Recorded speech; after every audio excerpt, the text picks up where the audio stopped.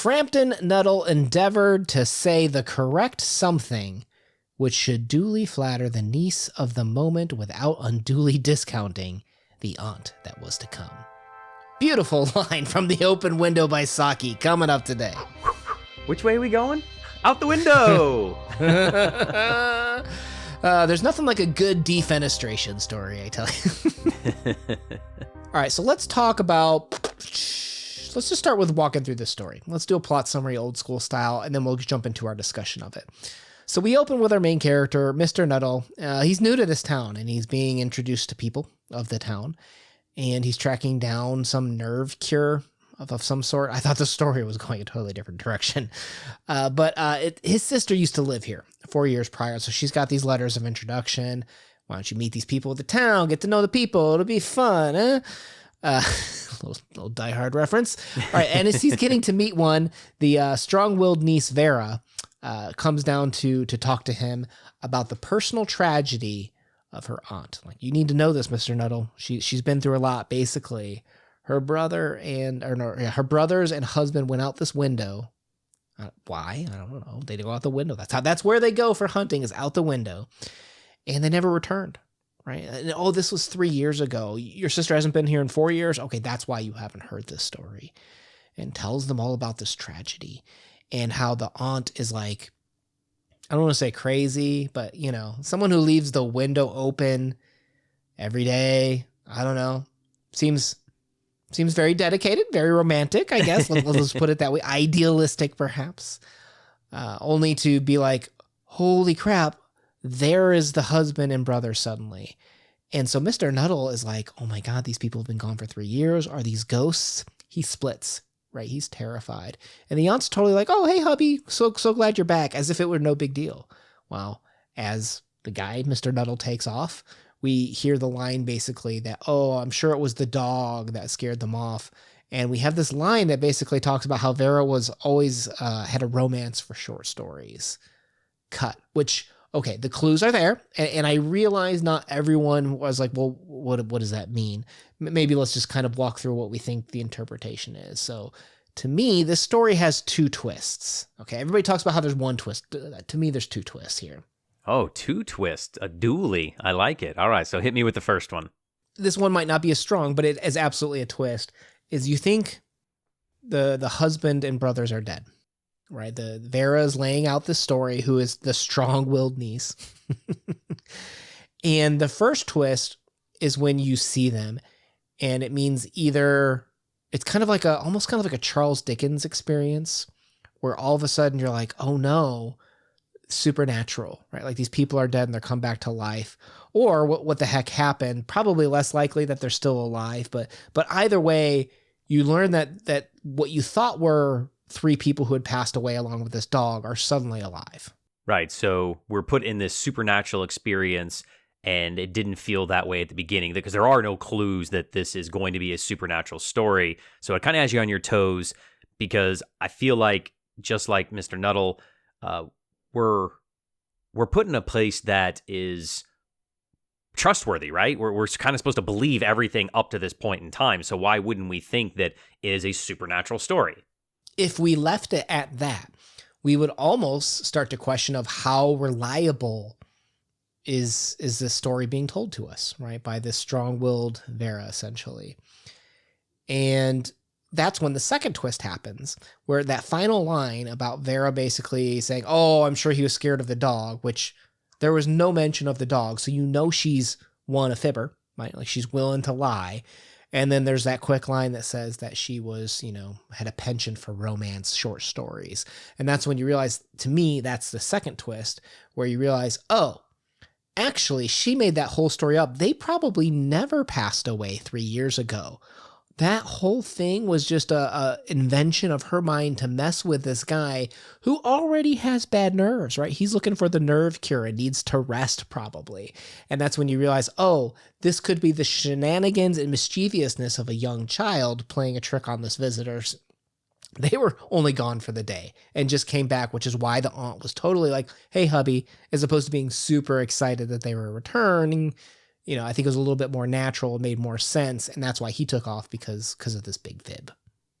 So I have two major questions of why is it a window and not a door? Or is it like a French window door? Like, because I keep thinking, like, my mind went to, those spoof movies where they make fun of like Scream horror movies and stuff like that. I just think of like these guys like each crawling in through a small window, like one leg at a time, and this guy sitting there and they're like, oh, I'm trying to get in, and he's like, oh my god, ghosts, and he bolts out of here, like in a old Bugs Bunny cartoon, Roadrunner, beep beep, and or is it an actual like door, like they have the window-esque doors open? That's my first thing, is I was trying to picture all of this in my head, and it made it really funny.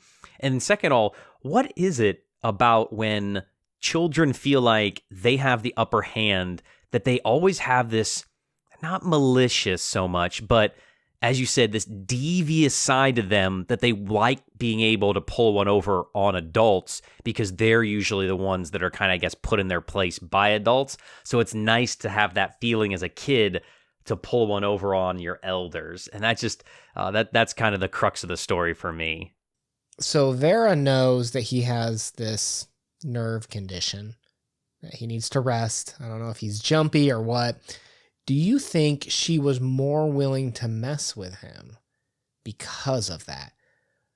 Like, what do you think? I guess my question is, what do you think Vera's intentions were? I think there's a couple different ways you could look at it. I mean, you could go a very stereotypical, that something very common, I think, for children is lying, right? Once you learn how to lie as a child, it almost becomes second nature, right? I always used to tease my students, and I'd say, if a teenager was talking, they're lying. It's just something that is natural about, and again, it's not like it's malicious. It's just you naturally are embellishing or exaggerating, just little white lies. Nothing has, I think, a malicious intent, but there's a kernel of truth wrapped in a whole bunch of lies. So maybe it's just that, exploring the idea of a teenager and their reluctantness to hold on to the truth all the time. Or maybe it is something a little bit deeper, that this girl is conniving and, she likes, messing with people, which is kind of a little bit evil-esque per se. Well, I would say there is, when we describe the word mischievousness, that is a pretty universal term. And there's a lot of psychology behind how children do try to mess with reality per se. Because the first 4 or 5 years of a child's life, I'm going to speak about a general learning curve. It's not a universal thing. They're generally learning how the world works, right? You do this, you put food in your mouth, food never comes out. When guests come over, you greet them, like just all these simple rules that we take for granted and do and don't think about. Well, psychologists talk about how they called it reality testing, which, we talk about the imagination of children, but it's about testing those boundaries. And just because you're told all of these things as children, you find out that parents sometimes are just saying things to protect you when you're young. There's things you don't need to be talking about or knowing about when you're a child. So when you go behind their back and you're trying to test reality in a sense, it's all part of growing up and is a very natural and healthy thing to do. So do I think it's evil? Not in this situation.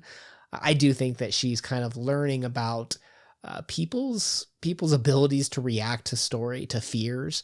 There's almost I don't know if there's a moral to the story. You tell me, people out there listening right now, what you think the morals in the story in the comments. But I think there's an element of credibility here too, to Mr. Nuttall, and like, should you be trusting this young child who's telling you a story, who probably is a little mischievous behind the scenes? Yeah, I think as a child, we like pulling pranks. A lot of times adults, they may not be, as smart, or they are smarter, but they have more experience. But a prank kind of pulls everybody down to the same level. I remember, and again, many people, of certain ages will not be able to, appreciate this, but we used to have phones that didn't have caller ID and you didn't know who called. And so you could call a random number and mess with the person and they'd never know who you were. And pulling that prank gave you power over somebody that was innocent because it really didn't hurt anybody, but it felt good that you could mess with somebody in a, innocent way. And I think that's kind of what Vera is doing here is she's pulling a little bit of prank on the guy that she thinks might be a snooty old guy. Maybe he came off a little bit creepy, and she's like, I'm going to get this guy. Watch this. That's a really good description of the power play, right? Being able to bring them down to the same level. And even in the story, you have evidence of that where the younger brother that disappeared, if you recall, used to sing that song just to bug the aunt, right? Just to get on the same level, to knock her down a peg, something that irritated her. He would just sing that song. So yeah, absolutely. I can see how that is a way to kind of level the playing field of power, essentially. So the next time a cranky old man comes in your house, open a window. Tell him a ghost story. Or maybe if you open a window, that's how the cranky old man gets in the house. I don't know. That's a whole different story, I think. All right, guys. Playlist down below of other short stories. And I don't know, should we do some more Saki stories, H.H. Munro stories in the future? I'll tell you what, I'll leave a playlist down below, and you let us know in the comments if you think we should to populate that list. My name's been Una. Appreciate you spending some time with us today. Peace. Peace.